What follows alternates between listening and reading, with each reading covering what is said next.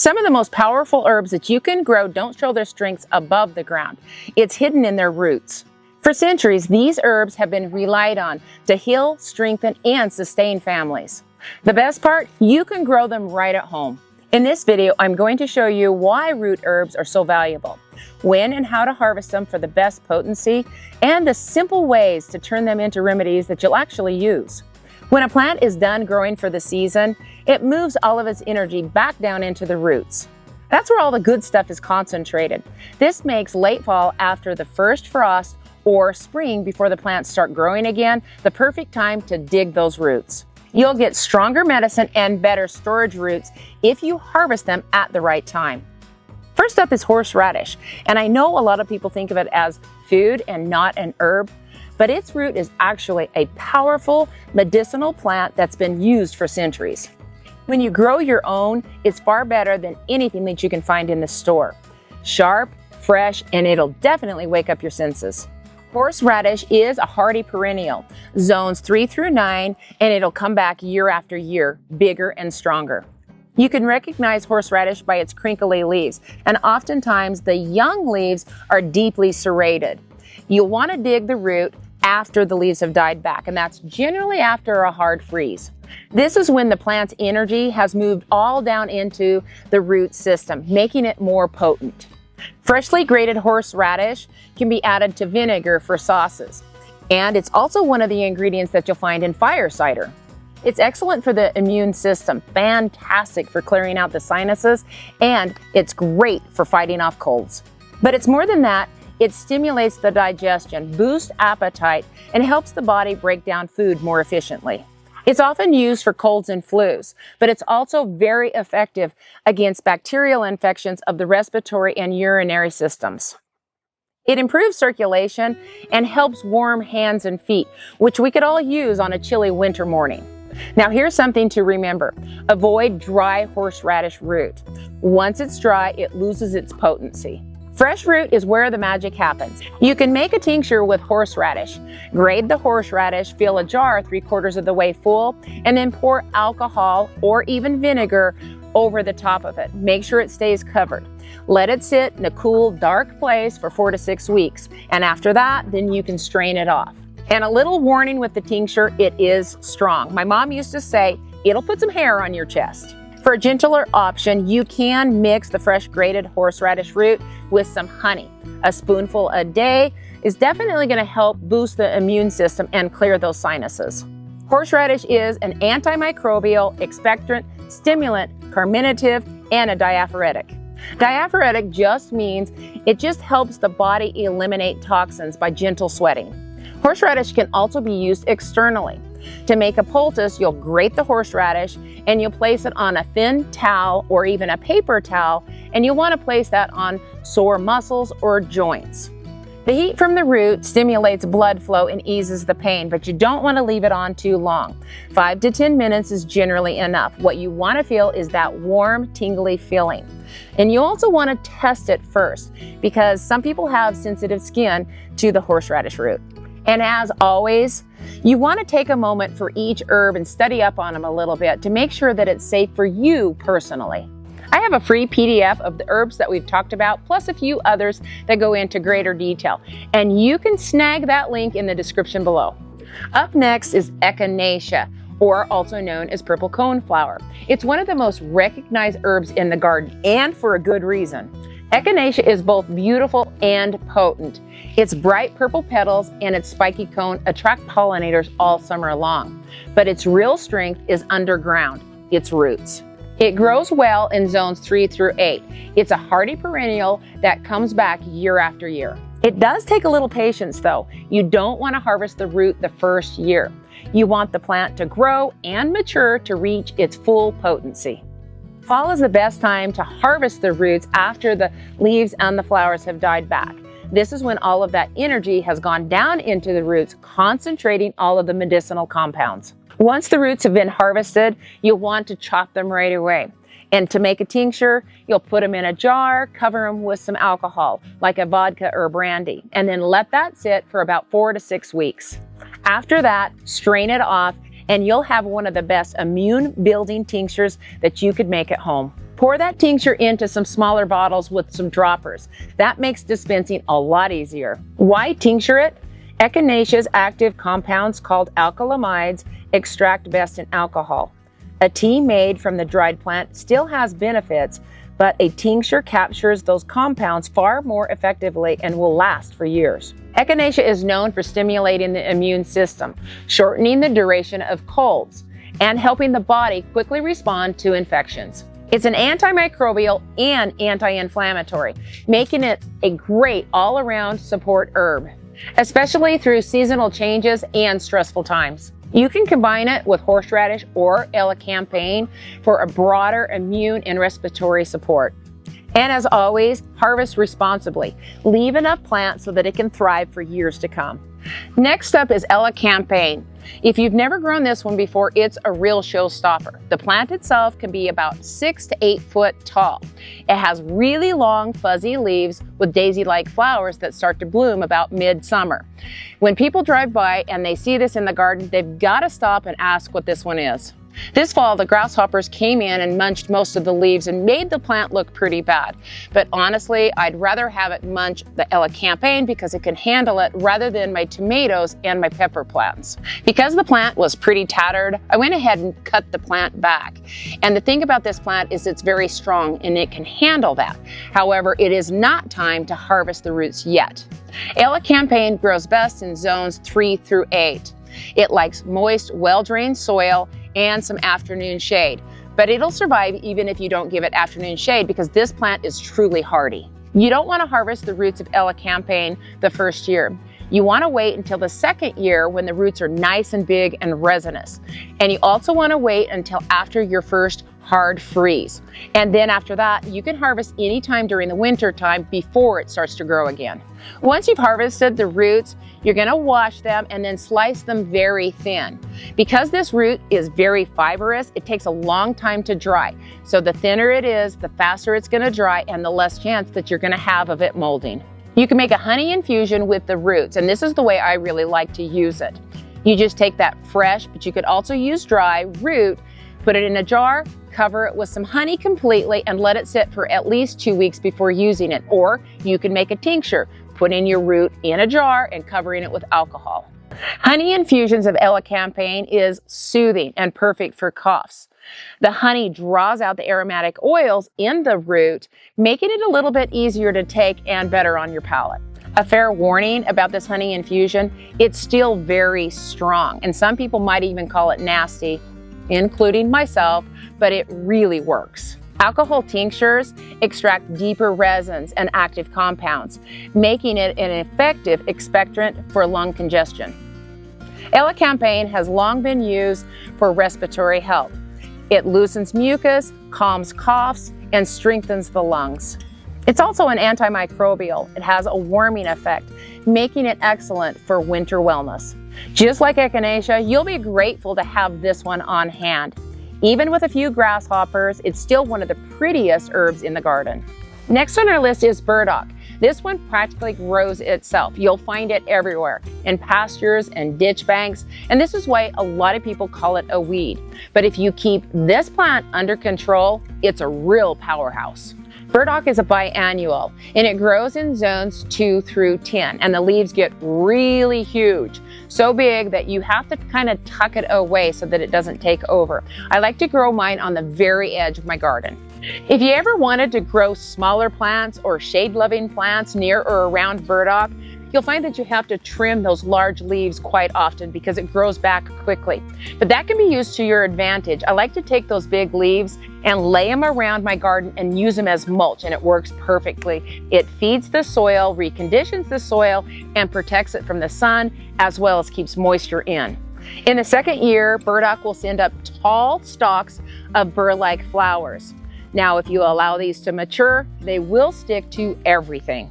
But before they turn into those little Velcro balls, the flowers are actually quite pretty, and they're excellent and pretty in flower arrangements. Before those flower heads start to get a little firm and sticky, I go ahead and chop down those stalks because I don't want them to go into seed, and I don't want them sticking to every animal on our little farm. You want to harvest the root the first fall after a frost. or the second year in the spring before it starts to actively grow. After that, then the root becomes too woody to even use. The root is completely edible, and it's also known as gobo in Japanese cooking. It's excellent stir-fried, roasted, or put in soups. To use the root fresh, wash it, peel it, slice it, and roast it. And it pairs excellent with other root vegetables like carrots and parsnips. Cooking softens the fibrous root and makes it easier to digest. When the root is chopped and dried, it makes an excellent tea with a good flavor. It's excellent for the skin, the liver, and the blood, just acting as a natural detoxifier. If you want to make a tea out of burdock root, you can use it fresh or dry, and I actually prefer it dry, plus you can store it this way. But make sure that you dice it up while it's fresh, because once it's dry, it's extremely hard and almost impossible. Then you'll take that tea, that diced up tea, and you'll simmer it for about 15 to 20 minutes because you need that time to extract all of the beneficial compounds. You can also make a tincture out of it. This is excellent because it's more concentrated. It pulls out those skin clearing and detoxifying properties. Making teas and tincturing draws out the inulin and the bitter compounds that help stimulate the liver and the blood purifying process. It's also excellent for supporting healthy skin, digestion, and circulation. So technically, yes, it is a weed, but it's one of the most useful weeds that you can grow. So if you have a spare spot, give it a corner. Next on the list is yellow dock. It's another one that gets labeled as a weed, but it's an incredibly valuable medicinal herb once you get to know it. It's a hardy perennial that grows almost anywhere in zones 3 through 9. It seems to show up right where the soil needs it, and I really appreciate that. It has long, crinkly leaves with a tall flower stalk. And once it starts to go to seed, then the leaves will turn a rusty red color. It can go to seed and spread quickly if left unchecked, but I usually keep mine trimmed down all the time and use those leaves and the stalk to make a natural fertilizer. The roots are best harvested in the fall time after the first frost, or in the springtime of the second year before the plant starts growing or goes to flower. Once the plant sends up its flower stalks, the root loses its potency and it becomes tougher and harder to work with. Once you cut into the roots of yellow dock, you'll see this beautiful yellow golden color, and that's where it gets its name, yellow dock. The roots can be tinctured in an alcohol or made into a tea. For a tincture, wash and chop the roots, put them in a jar, cover it with alcohol, and vodka works best. Let it sit for 4 to 6 weeks and then strain it off. And for a tea, use those small pieces that you've chopped and simmer it for 15 to 20 minutes. Teas are great, but tinctures are far better at extracting out those bitter compounds, making it an effective liver and digestive tonic. On the other hand, teas are gentler and they're really good at extracting minerals like iron, calcium, magnesium, and potassium. Just be sure wherever you're harvesting yellow dock, as well as burdock, whether it be in the wild or on your own property, that the soil is clean, because they are great bioaccumulators, which just means that they absorb everything and anything that's in that soil. Yellow dock may not be the showiest plant in your garden, but it's a real workhorse, feeding your soil, your plants, and supporting your own health. Of course, we've got to talk about comfrey when we're talking about roots. It's just one of those herbs that should be on every homestead or in your backyard. Just be ready for how fast it grows. Comfrey is a hardy perennial that thrives in zones 3 through 9. It loves rich, moist soil, and it comes back stronger every year. Once you plant it, it's pretty much there to stay. It has large, fuzzy leaves, and during the summertime, it shoots up these bell-like purplish blue flowers that the bees absolutely love. If you don't want comfrey to spread, then you can plant it in a large container to keep it contained. You can cut the leaves several times over the summertime and it just keeps on coming back. I like to take those leaves and make a tea out of it to feed my garden. Or you can just take these leaves and lay it down as a mulch. It's going to feed your plants with nitrogen, phosphorus, potassium, and calcium. When you use them as a mulch, they break down quickly in the soil and help hold in that moisture. Comfrey is pretty valuable, its leaves itself, for the homestead. That's why we plant it all around our animals' pens. Our pigs like to come in here and snack on it and lay into the comfrey because it's nice and cool. So it's beneficial for your farm animals as well. Comfrey is known as knit bone, and for a good reason. It's been used for centuries for minor wounds, bruises, and sprains. The root is where the biggest concentration of the medicine is, and with all other roots, you want to harvest it after the leaves have died back from a frost. You can do this anytime during the winter time before the plant starts to grow again in the springtime. One of the most common ways to use Comfrey root is to make an oil infusion, and this is one of my favorites as well. You just take that dry chopped root, put it in a jar, and cover it with oil. You can use olive oil, apricot oil, or even almond oil. Let that sit for 4 to 6 weeks, and then you'll strain that off. And this will be your base for making salves or creams or anything that you want to do with an infused oil.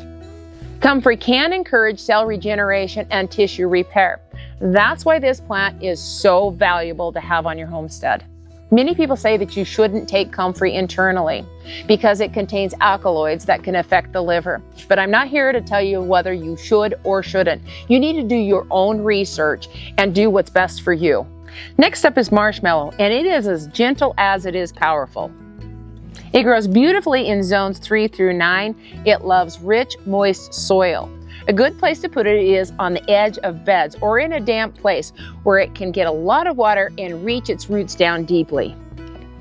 It's a tall, graceful plant in the garden. It has soft, velvety leaves and hibiscus-like flowers that are light pink in color. And it blooms all season long.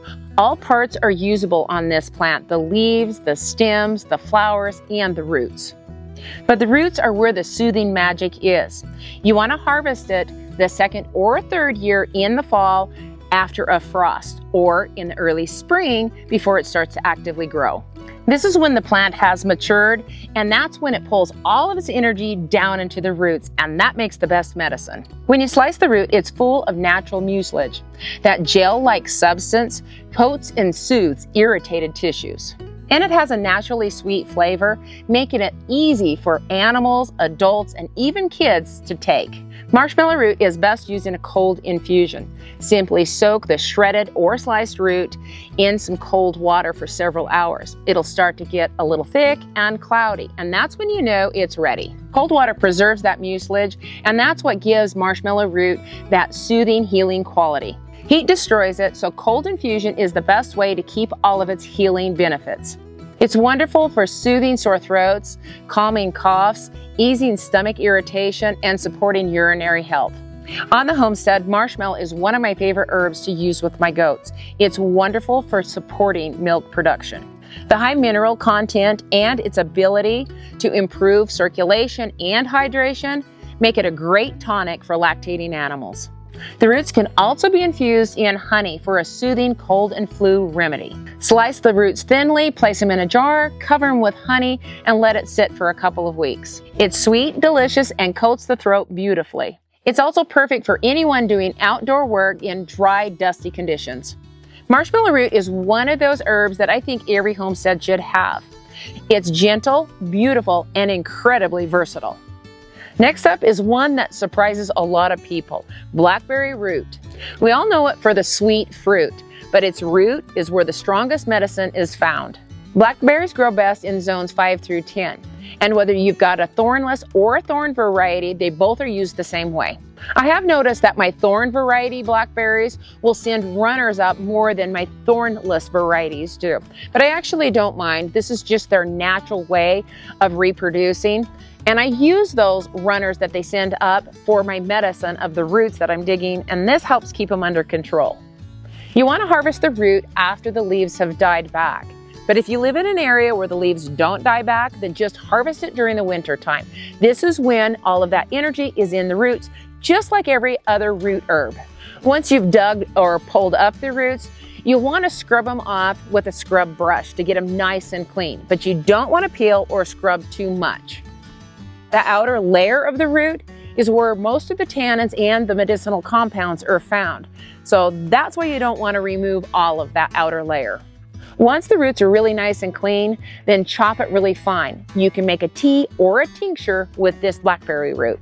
For a tincture, take that chopped root, put it in a jar, cover it with alcohol, let it sit for 4 to 6 weeks before straining off.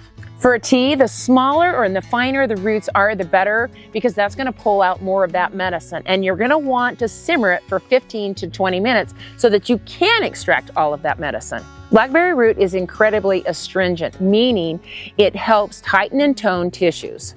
It's best known for helping with diarrhea, intestinal inflammation, and even sore throats.